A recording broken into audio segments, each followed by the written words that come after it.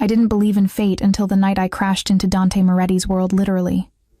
The rain came down in sheets, turning the Boston streets into rivers of neon and shadow. My hands gripped the steering wheel of my ancient Honda, knuckles white as I squinted through the smeared windshield. I was late. Again. My shift at the diner had run over, and now I was racing across town to pick up my sister from her night class. The intersection appeared out of nowhere. So did the black SUV. I slammed the brakes. Tires screamed. Metal crunched.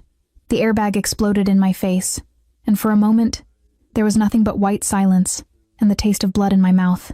When I finally pushed the deflated airbag away and stumbled out of my car, my entire body was shaking. The SUV, a gleaming monster of chrome and tinted windows, sat at an angle in the intersection, barely scratched. My Honda looked like it had been fed through a compressor. No, no, no. I pressed my hands to my head, panic rising in my throat. I couldn't afford this. I couldn't afford anything. The driver's door of the SUV opened. A man stepped out, and everything stopped. He was tall, well over 6 feet, with broad shoulders that filled out his black suit like it had been tailored to intimidate. Dark hair, pushed back from a face that could have been carved from marble. Sharp jaw, high cheekbones, but it was his eyes that made my breath catch. Dark, impossibly dark, the kind of eyes that saw everything and gave nothing away. He looked at my crumpled car, then at me. His expression didn't change, but something flickered in those eyes, something that made my stomach drop.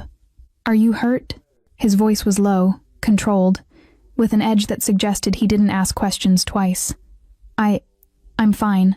I'm so sorry." The light I didn't see. Words tumbled out of me in a panicked rush. "I have insurance. Well, minimal insurance. But I can pay for damages. I'll figure it out. He raised one hand, and I stopped talking immediately. The gesture was subtle, almost lazy, but it carried absolute authority. "Your lip is bleeding." I touched my mouth and my fingers came away red. "It's nothing. Just from the airbag." He studied me for a long moment, rain soaking through his expensive suit, and I had the strangest sensation that he was cataloging everything about me: my cheap uniform, my second-hand coat, the desperation probably written all over my face. Then he turned to the SUV and spoke to someone inside. "Check the damage." A man emerged from the passenger side, shorter, stockier, with cold eyes and a visible shoulder holster beneath his jacket. My heart stuttered. A gun. He was carrying a gun. "Boss," the front bumper scratched, "but I don't care about the car." The tall man's voice cut through the rain. "Get hers towed. Take her wherever she needs to go." "What?" I blinked at him. "No, I can call someone. I don't need. It's raining. Your car is destroyed, and you're bleeding." He stepped closer, and suddenly the space between us felt electric, dangerous. "I'm not leaving you on the side of the road." There was something in his tone, not quite concern, but something close to it. Something that made no sense coming from a man who clearly moved through the world expecting obedience. "I don't even know you." His mouth curved slightly. Not quite a smile. More like the ghost of one. Dante Moretti. The name hit me like a second collision. Moretti. Even someone like me, someone who kept her head down, and her world small, knew that name. The Morettis owned half of Boston's underworld. Money laundering, protection rackets, rumors of things much darker. They were the kind of family you read about in crime novels, the kind you crossed the street to avoid. And I'd just crashed into one of them. I really should go." My voice came out thin. "Where?" He tilted his head slightly. "Walking?" Before I could answer, the stocky man returned. "Tow trucks, on the way. 5 minutes." Dante nodded, then looked back at me. The rain plastered his dark hair to his forehead, made his white shirt cling to his chest. He should have looked uncomfortable. Instead, he looked like he owned the storm. "What's your name?" I shouldn't tell him. Every instinct screamed at me to lie, to run, to put as much distance between myself and this man as possible. "Elena," I heard myself say. "Elena Russo." Something changed in his expression so subtle I almost missed it. A flicker of interest. Recognition, maybe. But then it was gone, replaced by that same impenetrable mask. "Elena," he said my name like he was tasting it. "Get in the car. I should wait for the tow. My driver will handle it." He opened the back door of the SUV. You need medical attention. I don't. Your hands are shaking. You're in shock. He leaned in slightly, and I caught the scent of expensive cologne mixed with rain.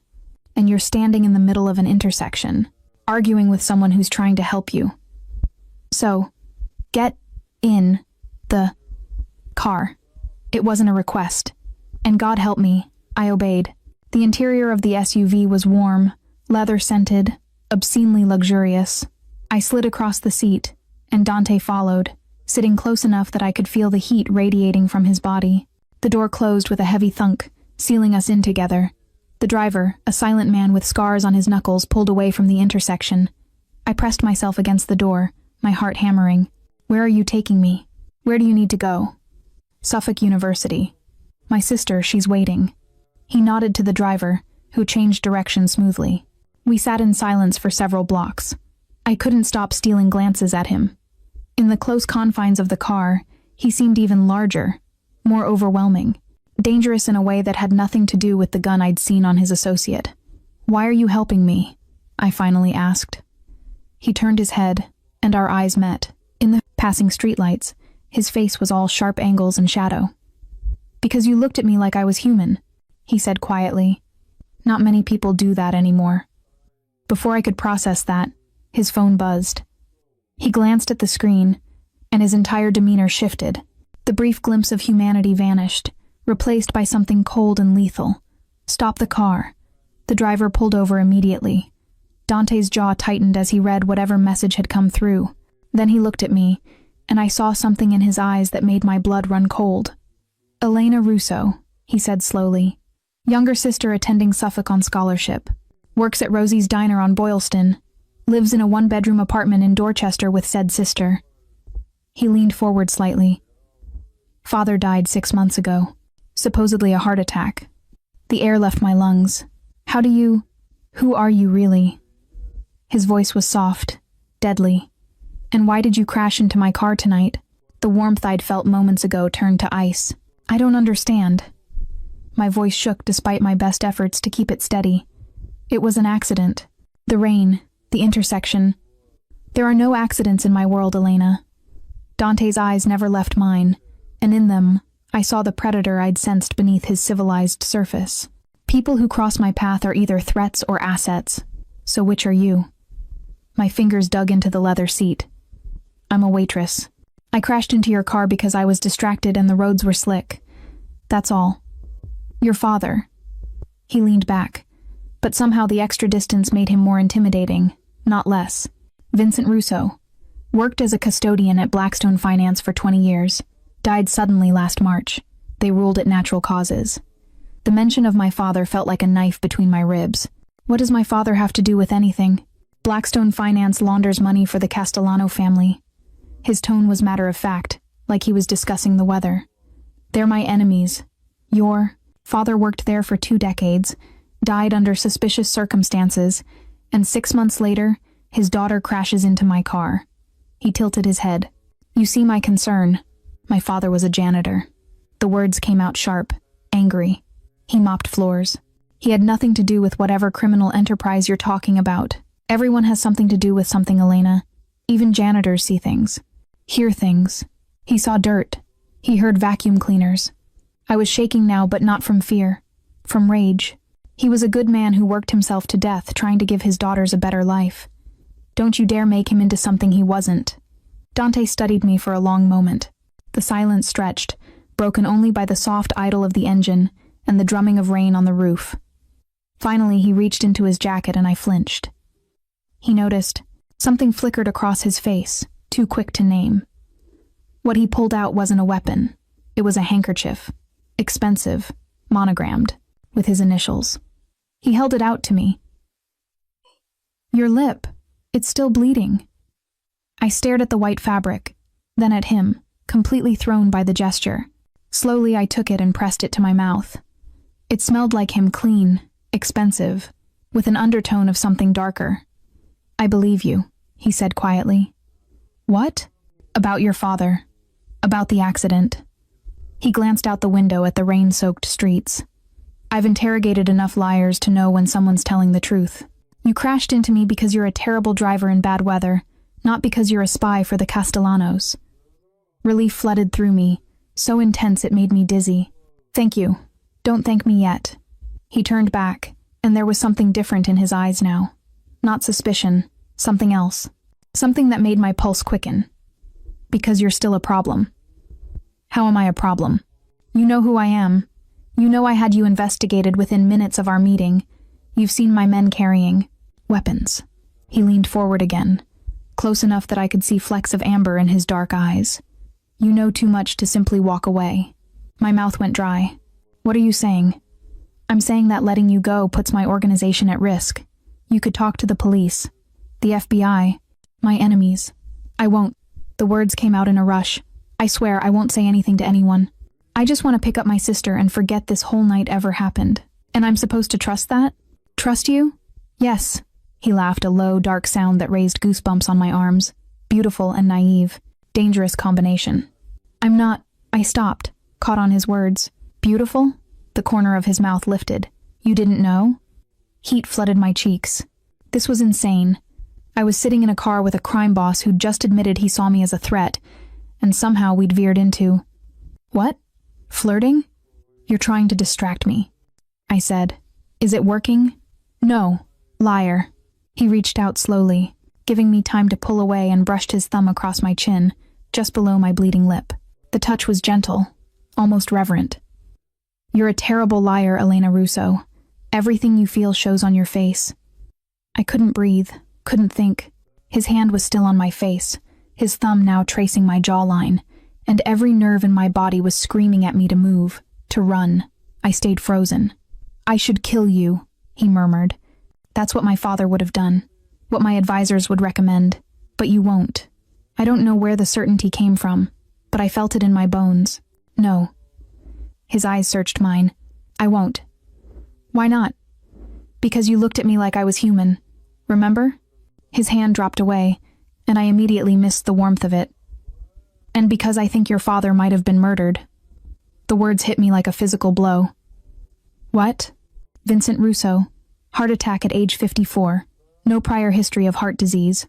Died alone in the Blackstone Finance building after hours. Dante's expression had gone cold again, calculated. 2 weeks later, Blackstone's CEO disappeared with $15 million of Castellano money. That's not coincidence. My vision blurred. You're saying someone killed my father? I'm saying it's possible. Likely. Even. If he saw something he shouldn't have, heard something dangerous. Dante's jaw tightened. The Castellanos clean up loose ends. Permanently. No. I shook my head, denial rising like bile. The police investigated. They said. The police say what they're paid to say, Elena. You think the Castellanos don't own half the department? I pressed the handkerchief to my mouth again, but not because of the bleeding, because I thought I might be sick. My father. My kind, tired, overworked father who'd never hurt anyone in his life, murdered. And I'd spent 6 months thinking he'd just given up, that his heart had given out from exhaustion and disappointment. Why are you telling me this? My voice cracked. Because I want to know the truth. Dante's tone softened slightly. And because, if the Castellanos killed an innocent man, I want to make them pay for it. Why would you care? You said he was just a janitor. Because the enemy of my enemy interests me. He studied my face. And because you interest me, I don't understand. Neither do I. Yet. He glanced at his watch, expensive. Probably cost more than a year of my rent, then nodded to the driver. Take us to Suffolk. The car started moving again. I sat in stunned silence, my mind reeling. My father, murdered. This man, this dangerous, powerful man offering to help me find out why. What do you want from me? I finally asked. Dante looked at me, and in his eyes I saw something that made my stomach flip. Everything, he said quietly. But we'll start with trust. The car pulled up to Suffolk's main building. Through the rain-streaked window, I could see my sister Lucia standing under the awning, phone pressed to her ear, looking worried. I reached for the door handle. Elena. Dante's hand caught my wrist, not hard, but firm. This isn't over. I know. You have my number now. He gestured to my phone, and I realized with a start that while I'd been in shock, someone had already programmed it in. When you're ready to learn the truth about your father, call me. And if I don't? His grip tightened fractionally. Then you'll spend the rest of your life wondering, looking over your shoulder, waiting for the Castellanos to remember that Vincent Russo had daughters. Fear spiked through me. You're saying we're in danger? I'm saying knowledge is protection. And right now, I'm the only one who can give you both. He released my wrist. I pushed open the door, stepping into the rain. I'd made it 3 steps when his voice stopped me. Elena. I turned back. He was silhouetted in the doorway of the SUV, rain falling around him like a curtain. Drive more carefully. Next time you might hit someone who won't be so understanding. Then the door closed, and the SUV pulled away, leaving me standing in the rain with my sister's voice calling my name and a mobster's number burning in my phone. I had no idea that the man who'd just driven away had already decided I was his, and that decision would change everything. I didn't sleep that night. Lucia had peppered me with questions the moment I got in her beat-up replacement rental. Where was my car? Who was that in the SUV? Why did I look like I'd seen a ghost? But I couldn't find words that made sense. How could I explain that our father's death might have been murder? That I'd stumbled into the orbit of Boston's most dangerous crime family? That a man with eyes like midnight had touched my face and made me forget how to breathe? I'd mumbled something about the accident, insurance complications, and a good Samaritan giving me a ride. Lucia didn't believe me. My sister had always been able to read my lies, but she let it drop. Now, at 3 a.m, I stood at our apartment's tiny window, watching the street below. Every car that passed made my heart jump. Every shadow seemed threatening. You'll spend the rest of your life looking over your shoulder. Dante's words echoed in my mind. My phone sat on the kitchen counter, Dante Moretti's number glowing like a dare. I'd picked it up a dozen times, put it down a dozen more. What was I even considering? Calling a mobster? Asking him for help? Everything rational in me screamed that this was insane, that I should block his number and pretend tonight never happened. But the irrational part, the part that remembered my father's face at his funeral, how hollow my mother had looked before cancer took her too, that part whispered, what if Dante's right? What if my father had been killed? What if Lucia and I were next? I pressed my forehead against the cool glass. Boston sprawled before me, all glittering lights and dark secrets. Somewhere out there, Dante Moretti was probably in some mansion, surrounded by armed men and blood money, not giving me a second thought. Except, he had looked at me like I mattered, like I was more than just a complication to be solved. You interest me. God, I was losing my mind. I grabbed my phone and opened his contact. My thumb hovered over the call button. Then I heard it, a soft creak from the hallway outside our apartment. The building was old, always settling, but this sound was different, deliberate. I froze. Another creak, closer. My pulse thundered in my ears. Slowly, I moved to the door and checked the peephole. A man stood in the hallway, dark clothes, baseball cap pulled low, hands shoved in his pockets. He wasn't moving, just standing there, facing our door. Terror shot through me like electricity. I stumbled back, nearly dropping my phone. This wasn't paranoia. This wasn't exhaustion playing tricks. There was a man outside our apartment at 3 a.m, and every instinct I had screamed danger. I pressed the call button. Dante answered on the first ring. Elena, there's someone outside my door. The words tumbled out in a whispered rush. A man. He's just standing there. I don't know what to do. Where's your sister? Asleep. In the bedroom. Lock the bedroom door. Now. His voice was completely calm, completely controlled. Stay on the line with me. I ran to Lucia's room, locked the door from the outside, then retreated to the bathroom, the only room with a lock from the inside. My hands shook so badly I could barely turn the deadbolt. I'm locked in, I whispered. Good girl. I heard him moving, heard voices in the background. My men are 5 minutes away. Can you see him? No, I'm in the bathroom. But Dante, my voice cracked. What if he breaks in? What if he won't? Not if he knows what's good for him. Something dangerous edged into his tone. Elena, listen to me. You're going to be fine. I've got people coming. You're safe. How did you... I stopped, realization crashing over me. You had someone watching me. Already. A pause. Yes, you said you believed me. You said I did believe you. I also don't take chances with loose ends. And you, Elena. He exhaled slowly. You became very important to me very quickly. I should have been furious, terrified. But all I felt was a strange, twisted relief. "The man outside," I whispered. "Is he yours?" "No. Mine are in a car 2 blocks over. They're moving now." A crash from the apartment. The sound of our front door splintering. I bit down on my fist to keep from screaming. "Elena?" Dante's voice sharpened. "Elena, talk to me." "He's inside." I could barely form words. He broke the door. 2 minutes. "Hold on for 2 minutes." Footsteps in the apartment. Heavy. Purposeful. I heard Lucia's door rattle. Her groggy voice. "Elena? What's going on?" "Stay in there," I shouted. "Don't open the door." "Smart girl." Dante's voice in my ear, steady as a heartbeat.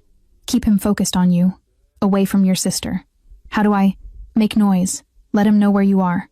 Every survival instinct I had rebelled against the idea, but I understood his logic. If the intruder found me first, Lucia would be safe.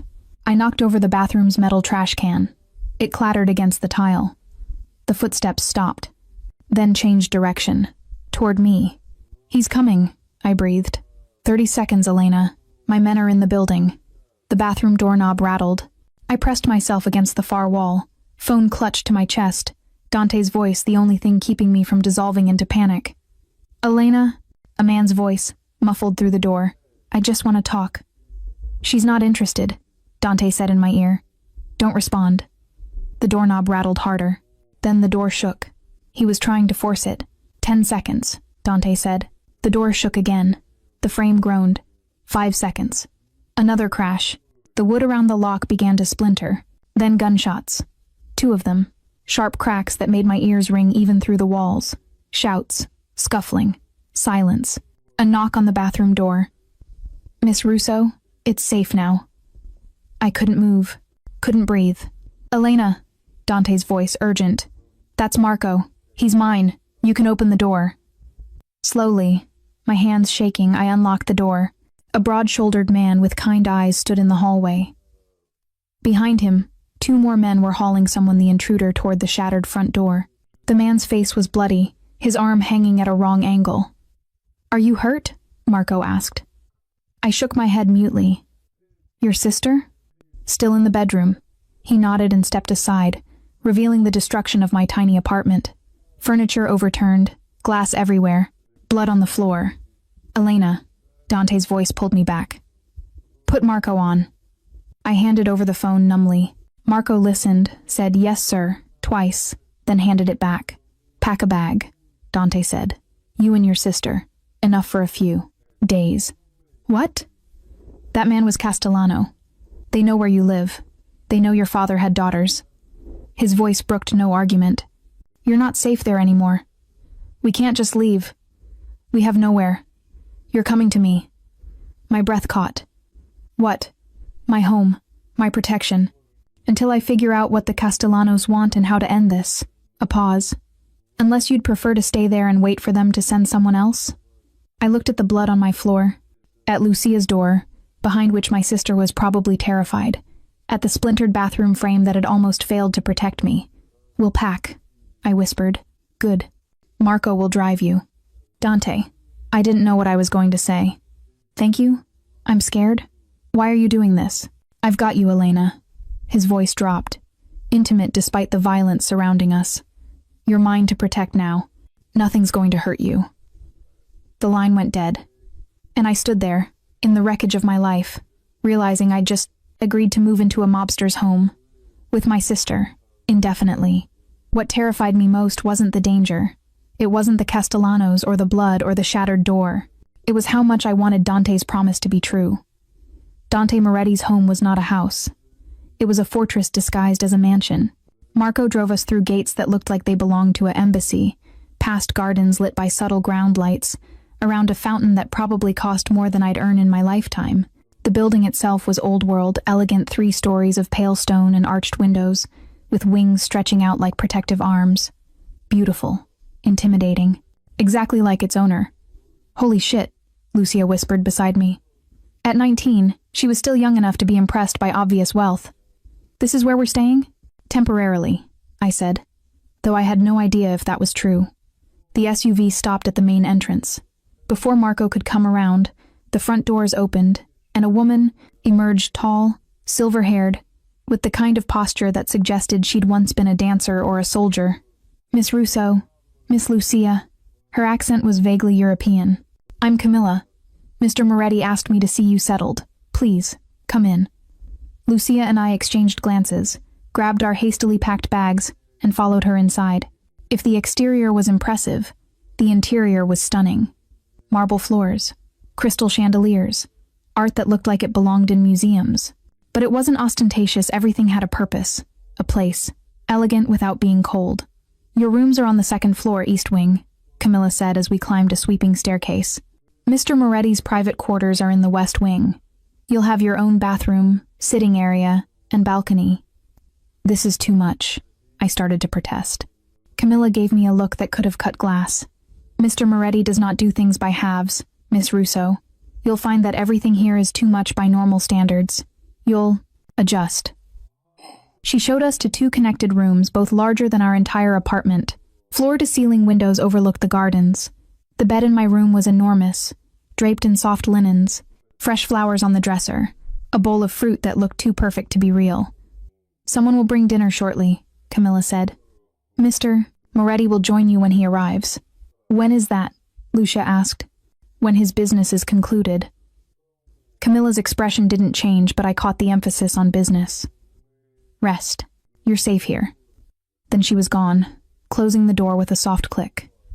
Lucia immediately flopped onto my bed. Okay, start explaining. And don't give me that bullshit about Good Samaritans. This, she gestured at the opulence surrounding us, is not normal. I sank into the chair by the window, exhaustion finally catching up with me. The man I hit tonight? His name is Dante Moretti. Moretti. Lucia's eyes widened. As in, the Moretti family? Elena, are you insane? I didn't know who he was when I crashed into him. I rubbed my temples. And then things escalated. He thinks Dad's death wasn't an accident. He thinks the people Dad worked for might have killed him. What people? The Castellanos, a rival crime family. I watched her face drain of color. The man who broke into our apartment tonight? He was sent by them. Lucia sat up slowly. You're telling me Dad was murdered, and now we're targets? I don't know. Maybe. That's what Dante's trying to figure out. Dante. She said his name like it was foreign. You're on a first-name basis with a mob boss? He's... I trailed off. What was he? My protector? My captor?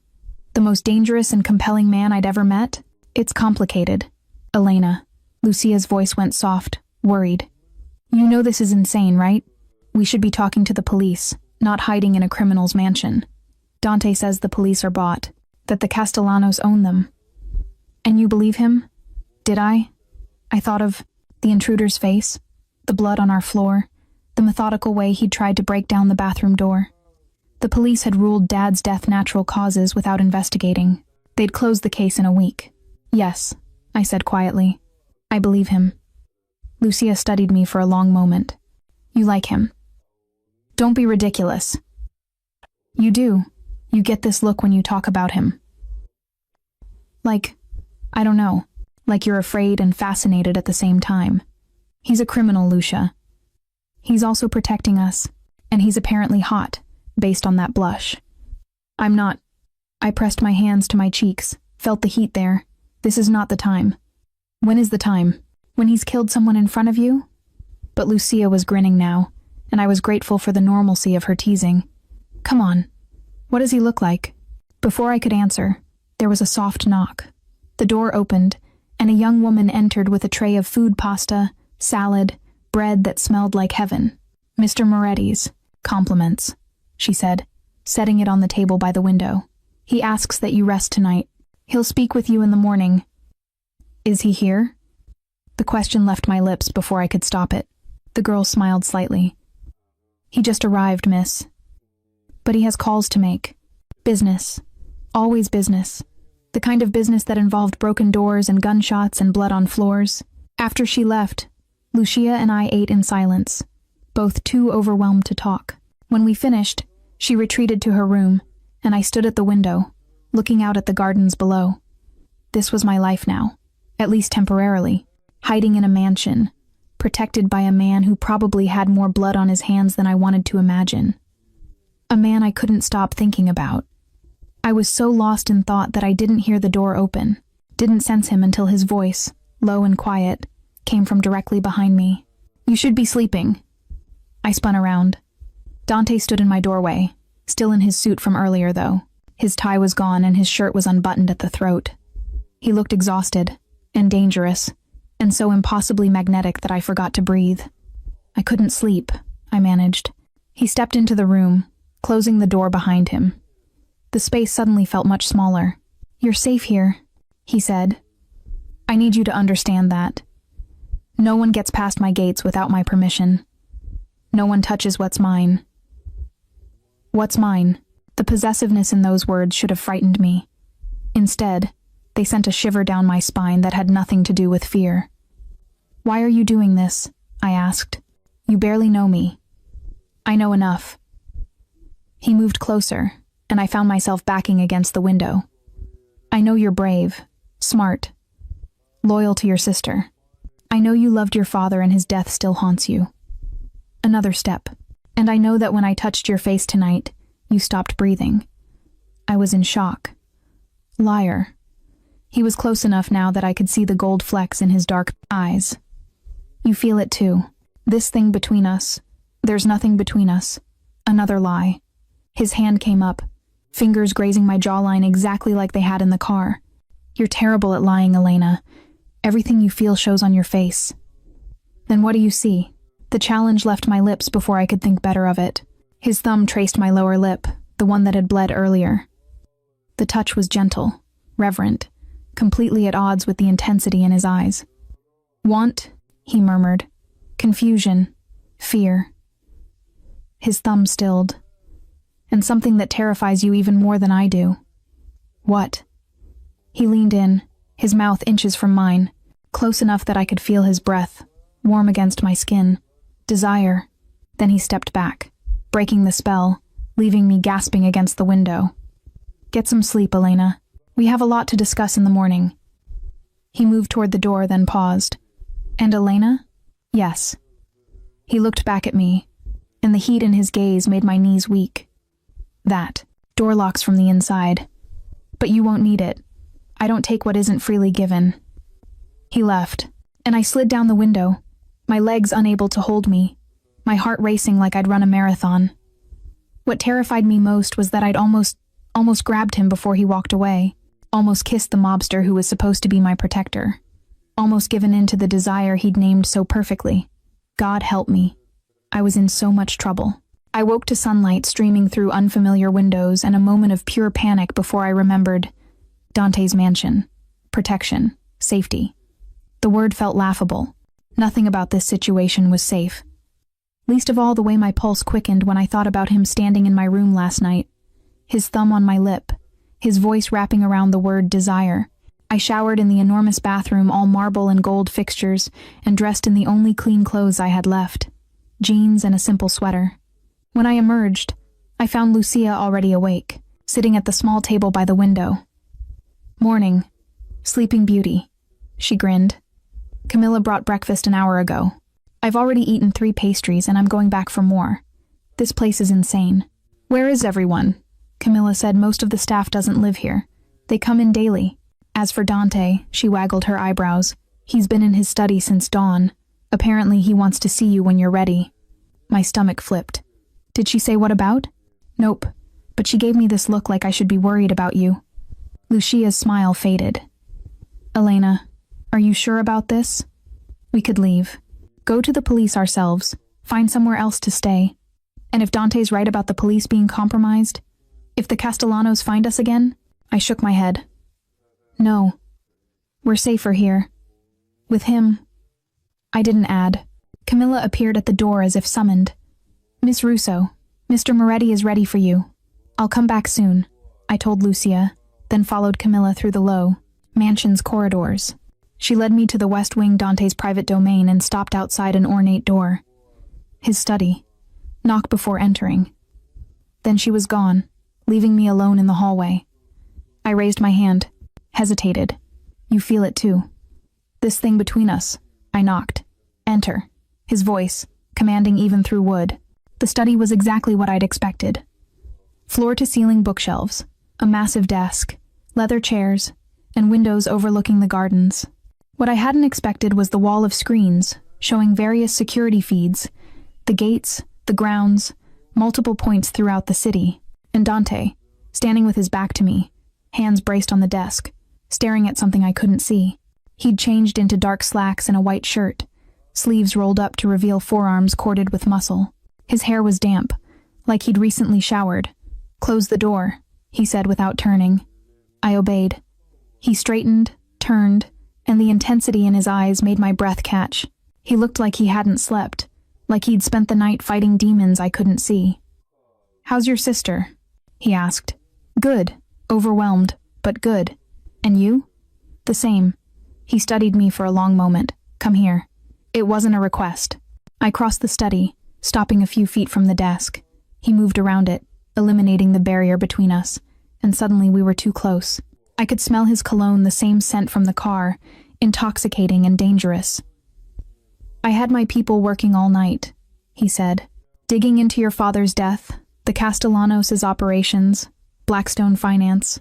He reached behind him and pulled out a file folder. "What I found. It's not good. Tell me." He opened the folder, revealing documents, photos, financial records. "Your father did see something. The night he died, there was a meeting at Blackstone, high-level Castellano operatives moving money. Vincent walked in to empty the trash. My hands clenched. And they killed him for that? Not immediately. They couldn't risk making it obvious." Dante's jaw tightened. "They waited 2 weeks, made it look like a heart attack. But the coroner who signed off?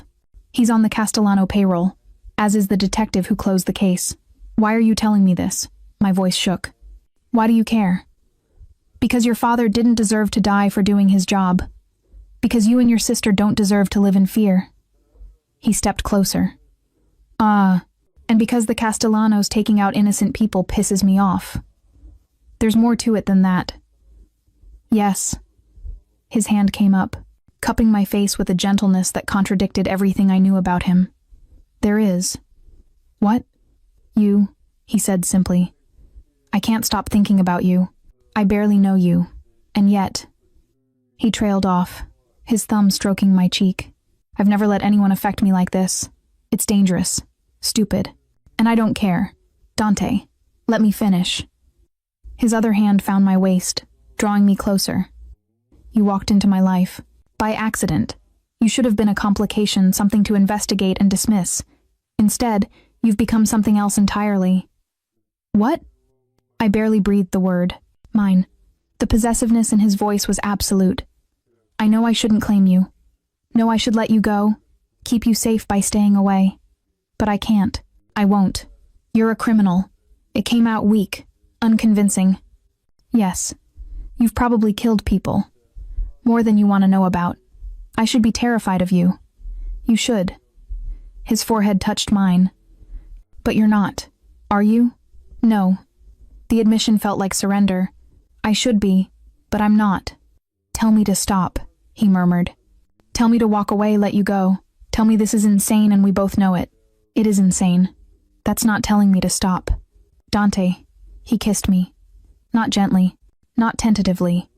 His mouth claimed mine with a hunger that stole my breath, his hands pulling me flush against him. The kiss was demanding, possessive, and absolutely devastating. I kissed him back. God help me. I kissed him back like I was drowning and he was air.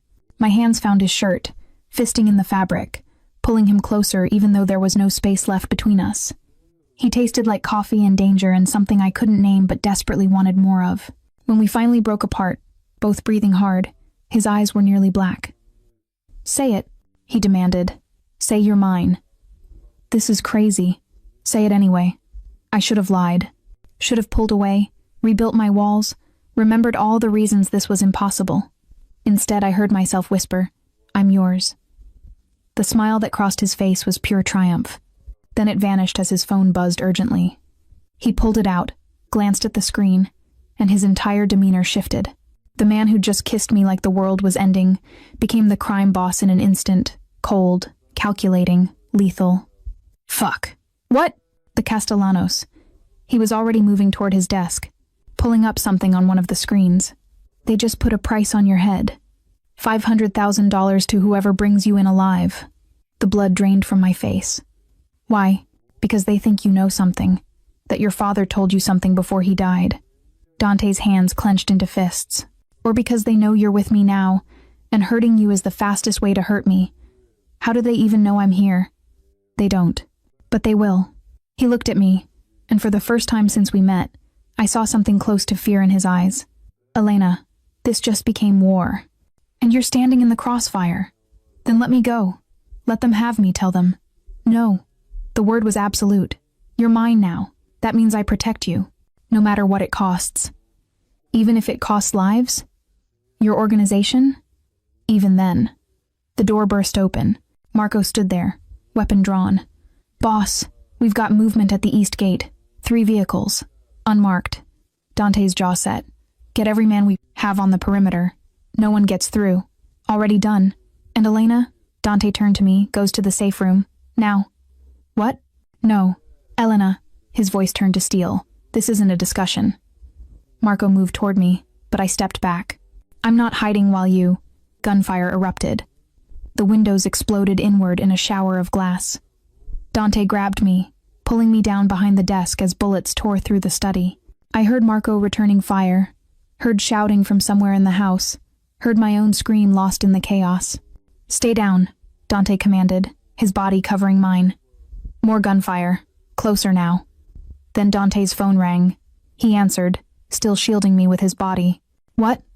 A pause. His face went white. When?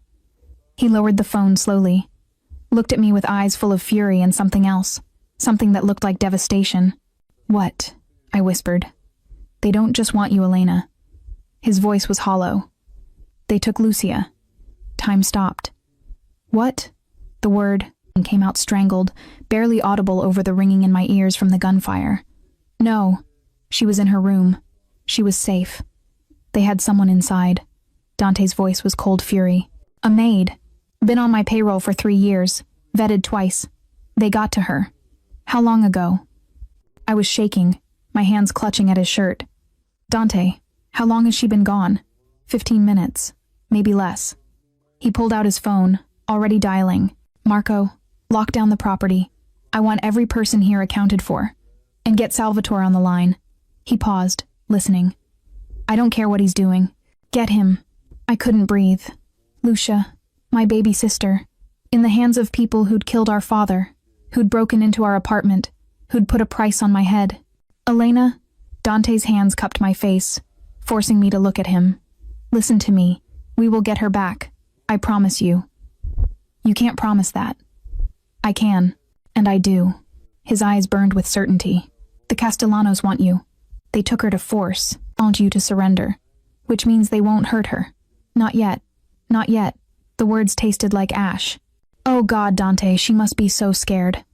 Then we don't give them time to hurt her. He pulled me to my feet. Come with me.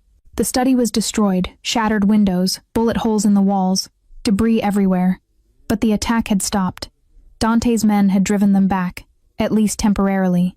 He led me through the mansion to a room I hadn't seen before, hidden behind a bookshelf in the library, accessible only by fingerprint scanner. Inside was what could only be called a war room. Screens showed live feeds from across the city.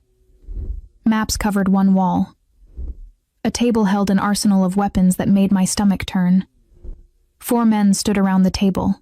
They looked up as we entered, and I saw the same cold calculation in their eyes that I'd seen in Dante's. Soldiers. Killers. Gentlemen, Dante said. Change of plans. The Castellanos have escalated. He outlined the situation in clipped, efficient sentences. Lucia's abduction. The price on my head. The mole in his organization. They want you to trade yourself for your sister. The oldest man, Salvatore, I guessed, said, looking at me. Classic hostage exchange. Which we're not doing, Dante said flatly. With respect, boss, another man interjected. If the alternative is letting the girl die, there is no alternative. Dante's voice could have cut steel. We get Lucia back without trading Elena. We make the Castellanos regret ever touching what's mine. What's mine? Again, that possessive claim. Under other circumstances, I might have objected. Right now, I clung to it like a lifeline. They'll be expecting us, Salvatore said. Probably want the exchange at a location they control, with overwhelming force. Then we don't play by their rules. Dante leaned over the table, studying a map of Boston. We hit them first, before they can consolidate their position. You want to start a war over a girl? The youngest man looked incredulous. Dante's head snapped up. That girl is under my protection, which means she's untouchable. The Castellanos forgot that. Now they learn. How do we even know where they're holding her? I asked, finding my voice despite the terror choking me. Because they want us to know. Dante pointed to his phone, where a text message had appeared, an address, and a photo of Lucia alive, scared, but unharmed, sitting in what looked like a warehouse. They sent this 5 minutes ago. It's a trap, Salvatore said. Obviously, Dante straightened. So we spring it, but on our terms. For the next 20 minutes, I watched these men criminals, murderers plan a rescue operation with military precision, exit routes, sniper positions, diversionary tactics. They discussed violence like other people discussed weather, casual and confident. And Dante was magnificent, commanding, absolute. Every man in that room would die for him without question. I could see it in their eyes. Finally, the plan was set. Dante dismissed everyone except Salvatore, who lingered by the door. This is risky, Dante. Even for you. I know. She's just a girl. Is she really worth... Yes. Dante didn't hesitate. She is. Salvatore looked at me, something like pity in his eyes. Then he left. I was alone with Dante again. The silence felt heavy, charged with everything unsaid. I'm coming with you, I said. No. She's my sister. I'm not staying here while... Elena. He crossed to me in 2 strides. If I'm worrying about protecting you, I can't focus on getting Lucia out. You understand? You being there makes it harder, not easier. I can't just sit here. You can. You will. His hands gripped my shoulders. I need you to trust me. Can you do that? I wanted to argue. Wanted to scream that I wouldn't be left behind while my sister's life hung in the balance. But I looked into Dante's eyes and saw something that made me pause. Fear. He was afraid. For me. For Lucia. Maybe for both of us.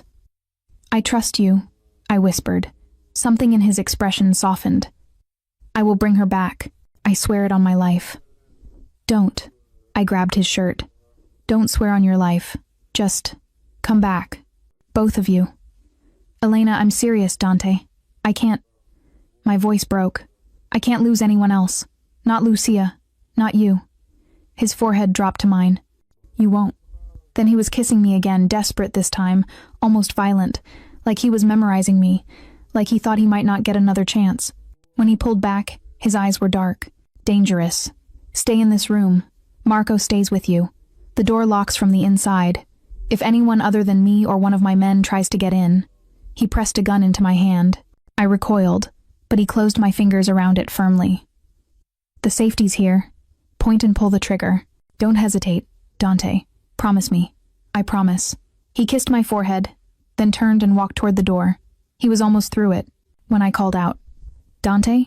He stopped, looked back. The words caught in my throat. Too much. Too fast. Too impossible. Be careful. Something flickered in his eyes, like he knew what I'd almost said, what I hadn't been brave enough to admit. Always am, sweetheart. Then he was gone.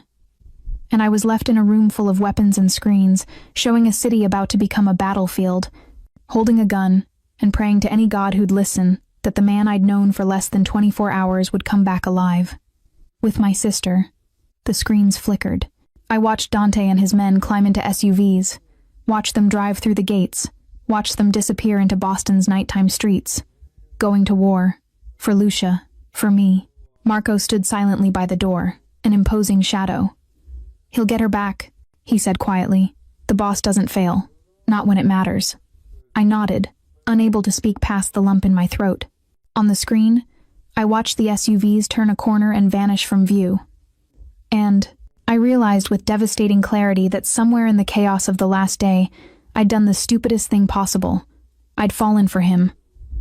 For Dante Moretti, mobster, killer, the most dangerous man in Boston.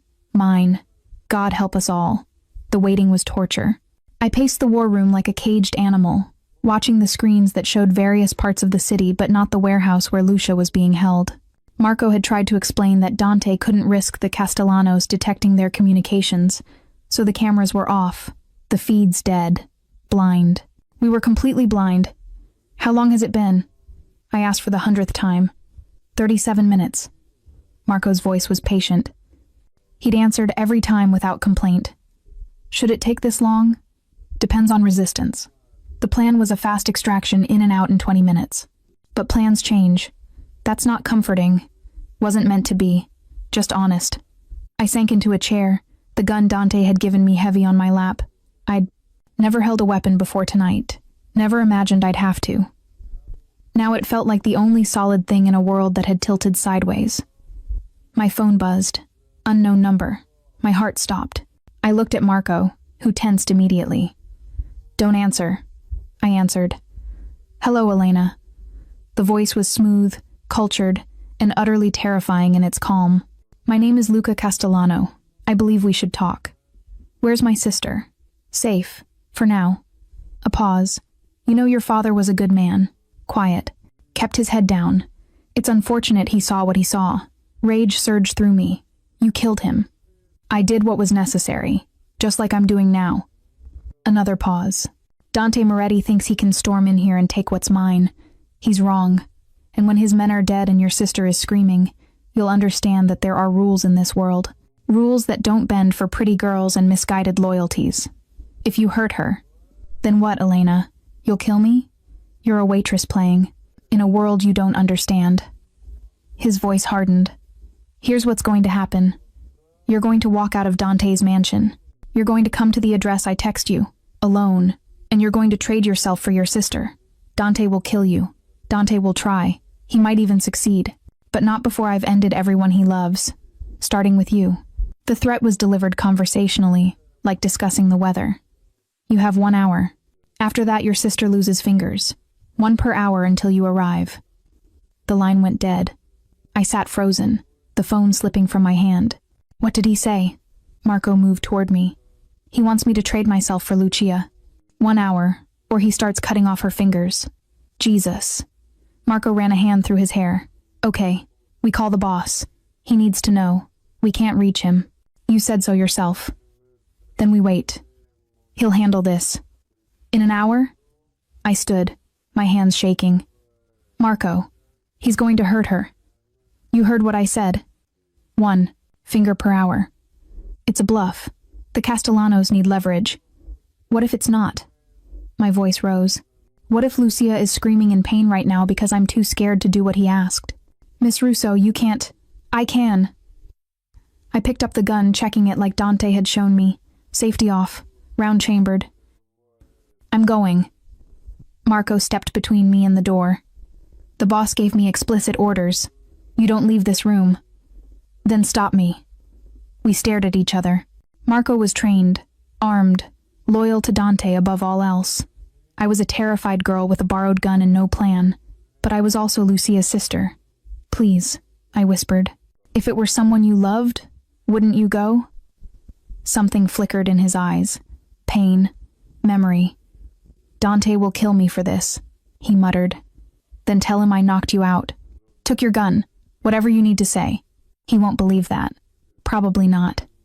I moved toward the door, but I'll tell him the truth that I chose this, that you tried to stop me. Marco was silent for a long moment. Then, incredibly, he stepped aside. Take the back exit. Through the kitchen. There's a car in the garage, gray sedan. Keys in the visor. Don't use your phone. They're probably tracking it. He pressed something into my hand. A different phone. Burner, Dante's number is programmed in. When you get there, call him. Let him know where you are. Thank you. Don't thank me. Just. He looked away. Try not to die. The boss would never forgive himself. I ran. Through the mansion's corridors, down the service stairs, through a kitchen that looked like it belonged in a 5-star restaurant. The garage held a dozen cars, all expensive, all beautiful. I found the gray sedan, grabbed the keys, and drove through a back gate that Marco must have opened remotely. The address Castellano sent was in South Boston, an industrial area, mostly abandoned at night, perfect for crimes you wanted no witnesses to. It took me 23 minutes to get there. I parked a block away, gripping the gun and the burner phone, called Dante. He answered immediately. "Elena? What the fuck?" Marco said. "I'm at the exchange point," Castellano called. Said he'd hurt Lucia if I didn't come. The words tumbled out. "I'm sorry. I know you told me to stay, but I couldn't. Where are you?" His voice was deadly calm. I gave him the address. "Don't go in." It was an order. "Do you hear me, Elena? Do not go into that building. He has my sister. And I have men 3 minutes out. Wait for us." He said 1 hour. It's been... Gunfire erupted. Not from the warehouse. From behind me. I spun around and saw black SUVs, not Dante's, pulling up to the building. Men with weapons pouring out. "Elena?" Dante's voice sharp with panic. "What's happening?" "Other people are here. I don't know who. It's the Irish. Holy fuck. The Irish are moving on the Castellanos." He was shouting now, giving orders to someone else. "Elena, get out of there. Now. It's about to become a war zone." As if to punctuate his words, an explosion rocked the warehouse. Windows shattered. Men screamed. "Lucia's in there!" I was already running toward the building. "Elena." "No." But I dropped the phone. Gun in hand, I ran toward the fire and smoke and chaos, driven by a single thought. My sister is in there. I made it to the side entrance. The door hung open, blown off its hinges. Inside was hell gunfire, smoke, men fighting in close quarters. I stumbled through, trying to see through the haze. "Lucia!" I screamed. A hand grabbed my arm. I spun, raising the gun. Dante, covered in blood, not his. I prayed, his eyes wild. "You stupid, brave, infuriating woman," he growled. Then he was kissing me, hard and fast, like a man saying goodbye. "Stay behind me. Move when I move. And for the love of God, shoot anything that isn't me." We pushed deeper into the warehouse together. Hell had come to Boston. The warehouse was chaos incarnate. Castellano soldiers, fighting Irish gangsters, Dante's men cutting through both sides. And somewhere in this nightmare, my sister. Dante moved like violence personified, every motion economical and lethal. I'd seen him as a businessman, as a protector, even as a lover. Now I saw what he really was, a killer. He shot a man without hesitation, stepped over the body, shot another. Each movement was precise, practiced. He'd done this before. Many times. "Left!" I screamed. He pivoted, firing. A Castellano soldier dropped. "Good girl," Dante said, not looking back. "Keep your eyes open." We pushed through a corridor filled with smoke. Bodies lined the floor, some moving, most not. I tried not to look at their faces, tried not to think about the fact that they'd been alive minutes ago. "Dante!" One of his men, Salvatore, appeared through the smoke, blood streaming from a cut above his eye. "Boss, the Irish have the south wing locked down. They're looking for Castellano himself." "Let them have him." "Where's the girl?" "North side. Second floor. Marco found her, she's alive." Relief nearly brought me to my knees. "Take me to her." "It's not secure, I don't care." I grabbed Dante's arm. "Please." He looked at me, and for a moment, the killer vanished, replaced by the man who'd promised to protect me. "Salvatore, get 10 men and clear us a path. Nothing gets through." "Yes, boss." We fought our way upstairs. Each step felt like miles. My ears rang from gunfire. My hands, when had I fired the gun? I couldn't remember, but it was lighter now, empty, shook uncontrollably. Then I heard it. "Elena." Lucia's voice, terrified but alive. "I'm here." I pushed past Dante, running toward her voice. She was in a room at the end of the hallway, tied to a chair, Marco working to cut her bonds. Her face was bruised, tear-streaked, but she was whole, alive. I crashed into her, pulling her into my arms. Oh God, Lucia," I thought. "I'm okay," she sobbed. "I'm okay. You came. You actually came." "Of course I came, you idiot." I was crying now too, holding her like she might disappear. "You're my sister." Touching. A new voice, cold, but ultimately pointless. We turned. Luca Castellano stood in the doorway, gun pointed at Dante. He was younger than I'd imagined, maybe 40, handsome in a cruel way, with dead eyes that had seen too much. This ends now, Moretti. Dante's weapon was up instantly, aimed at Castellano's head. Agreed. You brought war to my city. You killed an innocent man, threatened his daughters. Dante's voice was ice. You made this personal. Vincent Russo was collateral damage. The girls were loose ends. Castellano's gun never wavered. You should have let me clean this up quietly. Instead, you had to play hero. I don't play, and she's not a loose end. Dante stepped slightly, positioning himself between Castellano and me. She's mine. Sentimental. Your father would be disappointed. My father's dead, and if you don't lower that, a weapon, you will be too. They stood there, two predators locked in a deadly standoff. Behind Castellano, I could see more men appearing, his reinforcements. We were surrounded. You can't shoot all of us, Castellano said softly. Not before we kill you. And then what happens to your precious Elena? Dante's jaw tightened. She walks away. That's the deal. You want me? Fine. Let her and her sister go. No. I grabbed his arm. Dante, don't. Elena. He didn't look at me. Couldn't afford to take his eyes off Castellano. This was always going to end with one of us dead. Better me than you? That's not, I love you. The words stopped my heart. From the moment you looked at me like I was human, I loved you. And that means keeping you alive, even if I'm not there to protect you. Tears streamed down my face. Don't do this. Please. Take your sister. Walk out. Marco will get you somewhere safe. I won't leave you. Yes, you will. Now he did look at me, and his eyes held.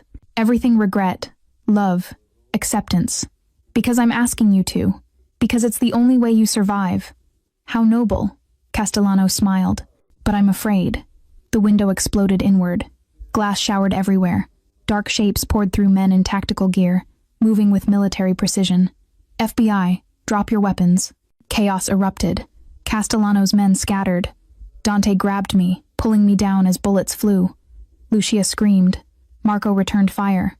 And through it all, I heard someone shouting, Luca Castellano, you're under arrest for racketeering, money laundering, and murder. The FBI. The goddamn FBI had raided the warehouse. The Irish, Dante breathed, realization dawning. They tipped them off. They wanted to take out the Castellanos without starting a war. Smart, Salvatore muttered, appearing beside us. And absolutely fucking our escape plan. Then we make a new plan. Dante hauled me to my feet. Backstairs. Now. We ran Lucia, Marco, Salvatore, Dante, and me through smoke and confusion as federal agents swarmed the building. Behind us, I heard Castellano screaming orders, heard his men being taken down. We made it to a service exit. Fresh air hit my face like a blessing. Cars are 2 blocks east, Marco said. If we move. Freeze. An agent, weapon drawn, stepped into our path. Dante raised his hand slowly. We're just leaving. Dante Moretti. The agent smiled grimly. I've been trying to catch you for 3 years. Tonight's my lucky night. Actually, a new voice said, tonight's your unlucky night. A woman emerged from the shadow's FBI jacket, but something in her eyes that didn't match the badge. She looked at Dante, and he nodded slightly. Agent Moretti has been working undercover, the woman said smoothly to the confused agent. These civilians are under his protection. Lower your weapon. The agent hesitated. That's an order. Slowly, he lowered his gun. The woman looked at Dante. You have 10 minutes before this.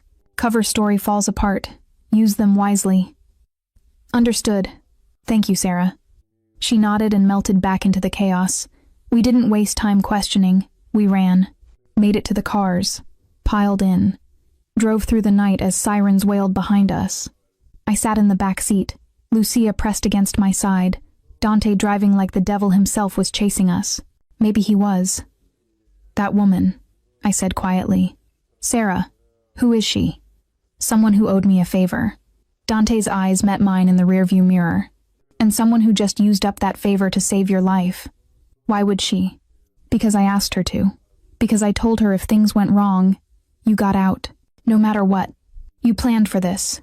For getting caught. I plan for everything. We drove in silence for several minutes. Finally, Lucia spoke up, her voice small. Elena? Yeah?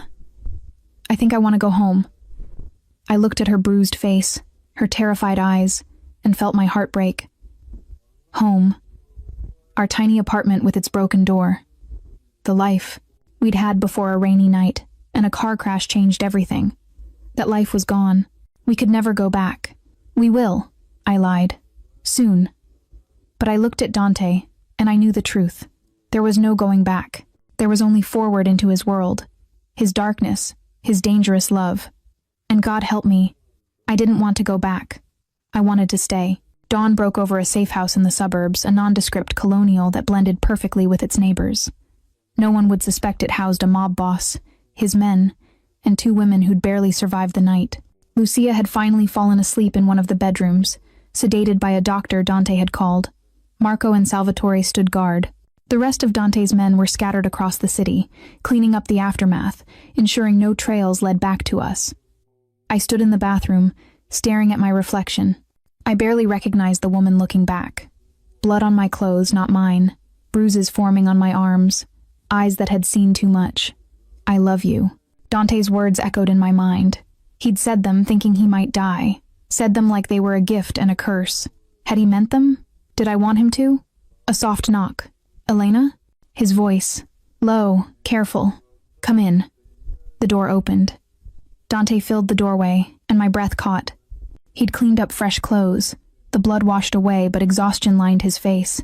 He looked like a man who'd fought a war and wasn't sure he'd won. How's Lucia? Sleeping. The doctor said she'll be okay, physically at least. I turned to face him. Mentally, that's going to take time. I'm sorry. The words sounded painful, like they were dragged from somewhere deep. This is my fault. I should have protected her better. You saved her life. After putting it in danger, he stepped into the bathroom, closing the door behind him. The space immediately felt smaller, charged with something I couldn't name. Elena, I meant what I said. In the warehouse. My heart stuttered. Which part? All of it.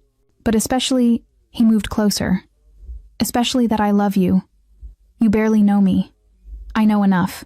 I know you're brave enough to crash into my car and strong enough to stand up to me. I know you'd trade your life for your sister's without hesitation. I know that when I touch you, you stop breathing, and when I kiss you, you kiss back like you're drowning. Each word felt like a touch. Dante. I know this is insane, that we've known each other less than 2 days, that I'm the worst possible choice you could make. His hand came up, cupping my face. But I also know that I've never felt like this before. Never wanted to protect someone, keep them, claim them the way I want to with you. You're a criminal. Yes. You kill people. Yes. You live in a world of violence and blood and darkness. Yes. His thumb traced my cheekbone. And I'm asking you to join me in it anyway. That's insane. It is. He leaned in, his forehead touching mine. Say no. Tell me you want. Nothing to do with me. Tell me to get you and Lucia somewhere safe and disappear from your lives forever. Is that what you want? No. I want you in my bed. In my home. In my life. I want to wake up to you every morning and fall asleep with you every night. I want to give you everything.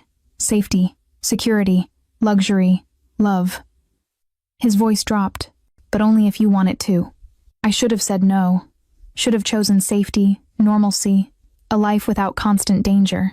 Instead, I said, kiss me. His mouth crashed into mine with a hunger that stole my breath. Different from before, more desperate, more claiming. His hands tangled in my hair, pulling me against him, and I responded with equal fervor. I'd nearly lost him tonight, nearly watched him die trying to save me. That changed everything. Elena. He broke the kiss, breathing hard. If you let me start, I won't stop. I won't be able to. Then don't stop. Something flared in his eyes, heat and possession and pure need. You're sure? I've never been more sure of anything. He lifted me effortlessly, setting me on the counter. His hands found the hem of my shirt, pulling it over my head. His mouth found my throat, my collarbone, the curve of my shoulder. Each touch was deliberate, claiming, marking me as his. Tell me if you want me to stop, he murmured against my skin. I won't. Tell me if I'm going too fast. You're not. Tell me, his hand stilled on my waist. Tell me you're mine. I looked into his eyes, dark, dangerous, devastating, and saw everything I'd been fighting against since the moment we met. The attraction, the connection, the impossible, irrational certainty that this man, this criminal, was somehow exactly where I belonged. I'm yours, I whispered, completely. The sound he made was somewhere between a growl and a groan. Then his mouth was on mine again, and clothes were disappearing, and his hands were everywhere, learning me, memorizing me. Beautiful, he murmured. So fucking beautiful. No one had ever looked at me the way Dante did, like I was precious, powerful, his. It was intoxicating, overwhelming, perfect. When he finally lifted me, carrying me to the bedroom adjacent to the bathroom, I felt no fear, no hesitation, just absolute certainty. This was right. He was right. He laid me on the bed with a gentleness that contradicted his ruthless reputation. I've wanted this since I saw you standing in the rain, he said, his body covering mine. Wanted you. Then take me. No. His mouth found mine in a kiss that was surprisingly tender. I'm not taking anything. You're giving yourself to me. There's a difference. And he was right. This wasn't about possession or conquest. It was about surrender, mutual, willing, complete. We made love slowly, thoroughly, with an intensity that left us both shaking. He was gentle when I needed it, demanding when I didn't. He learned every sound I made, every place that made me gasp, and he used that knowledge, ruthlessly. When I finally shattered in his arms, crying his name, he followed me over the edge, his own release ringing a sound from his throat that sounded almost like pain. Afterward, we lay tangled together, our breathing slowly returning to normal. I love you, he said quietly. In case that wasn't clear, I laughed, exhausted, overwhelmed, deliriously happy. It was pretty clear. Good. He pressed a kiss to my forehead. Because you're stuck with me now. Is that a threat or a promise? Both. I snuggled closer, feeling safer than I had since my father died. Safer than I'd ever felt, really. Dante? What happens now? The Castellanos. The FBI. All of it. His arms tightened around me. Now, we finish this. The Castellanos are done Lucas in federal custody, and the FBI will find enough evidence to put away the rest. The Irish will move into their territory, and I'll negotiate new terms with them. And us? Us. He tilted my chin up, his eyes serious. You and Lucia stay with me, under my protection, in my home, in my life, if that's what you want. What about normal? School for Lucia, work for me.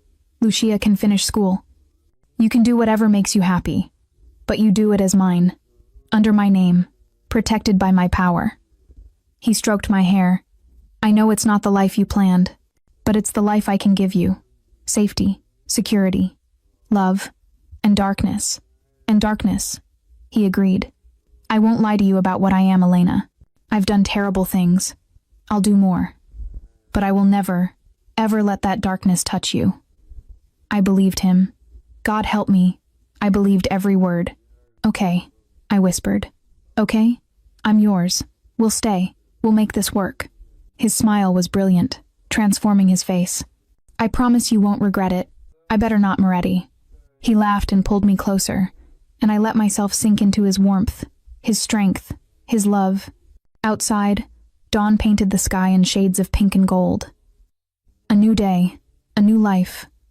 Dangerous, impossible, perfect, mine. 3 months later, the mansion no longer felt like a fortress. It felt like home. I stood on the balcony of what had become our bedroom, mine and Dante's, watching the sun set over Boston. Below, the gardens were in full bloom, and I could hear Lucia laughing with Camilla in the kitchen. She was teaching my sister to make pasta from scratch, something that would have seemed impossible 3 months ago. But so much had changed.